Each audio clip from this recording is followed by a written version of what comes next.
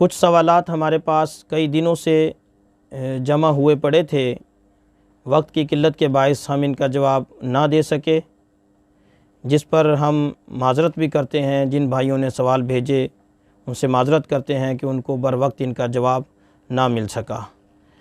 इस पर हमने ये किया कि 7-8 सवालों को जमा कर दिया है।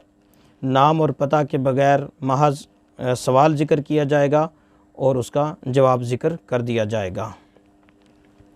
एक शख्स ने सवाल पूछा है कि मिंबर का मस्जिद में महराब के दाएं तरफ होना ज़रूरी है।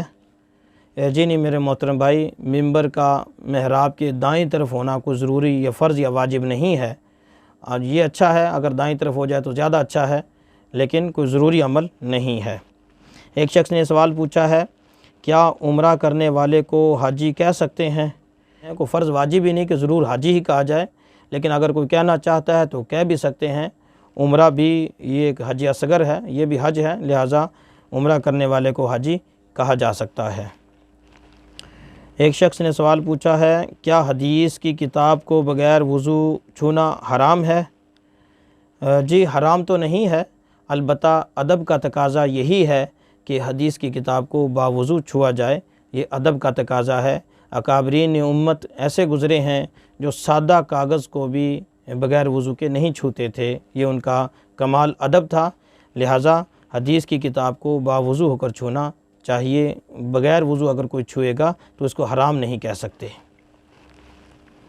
एक शख्स ने सवाल पूछा है, मोबाइल में जो तस्वीर होती है इसका शरई हुक्म क्या है?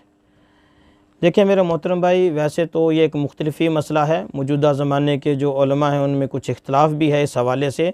हमारी तहकीक ये है कि मोबाइल में जो तस्वीर होती है ये एक अक्स है। इसकी मिसाल ऐसी है जैसे हम आईने के सामने खड़े हो जाएं तो आईने में हमारा अक्स नज़र आता है।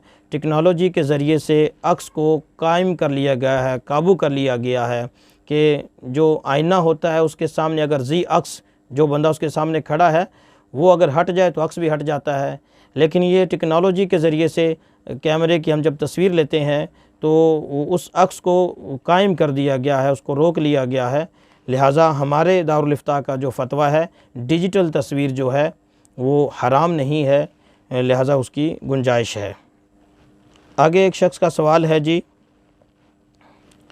बैठकर नमाज़ पढ़ने वाला रुकू में कितना झुके? जी बैठकर नमाज़ पढ़ने वाला जो रुकू करेगा, रुकू की हद ये है कि उसका सर उसके घुटनों के बराबर हो जाए। बाज़ हज़रात को देखा है कि वो रुकू करते हुए पीछे से जिस्म को उठा लेते हैं। ऐसा ये तरीका दुरुस्त नहीं है, बल्कि बस अपने सर को इतना झुकाए कि उसका सर और घुटने ये एक सीध में हो जाए, ये इतना ही काफ़ी है। बैठकर नमाज़ पढ़ने की सूरत में रुकू का यही सही तरीका है।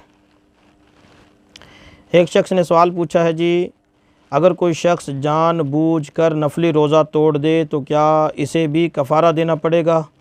जी नहीं मेरे मोहतरम भाई, कफ़ारे का ताल्लुक़ रमज़ान के अदा रोज़े के साथ है। नफली रोज़ा अगर जानबूझ के तोड़ दे तो उसको एक रोज़े के बदले रोज़ा रखना पड़ेगा, यानी उस रोज़े की क़ज़ा लाजिम होगी, लेकिन कफ़ारा उसके ज़िम्मा नहीं है। आखिरी सवाल ये है जी कि जिस औरत को हमेशा 5 दिन हैज़ आता हो, उसे अगर कभी 8 दिन खून आया तो हैज़ कितना होगा? जी अगर किसी को हमेशा 5 दिन खून आया और फिर उसके बाद 8 दिन किसी दिन आ गया तो ये सारे का सारा हैज़ है। जब तक खून 10 दिन से कम रहे तो इस सारे का सारा हैज़ शुमार होगा। जब 10 दिन से बढ़ जाए तो फिर उसकी असल आदत की तरफ औद करेंगे, उसकी असल आदत वाला हैज़ होगा, बाकी सारे का सारा इस्तिहाज़ा होगा। बहरहाल अगर खून 10 दिन से कम किसी को 9 दिन भी खून आया तो वो भी सारे का सारा हैज़ ही शुमार होगा, अगरचे इसकी आदत 5-6 दिन की ही क्यों ना हो।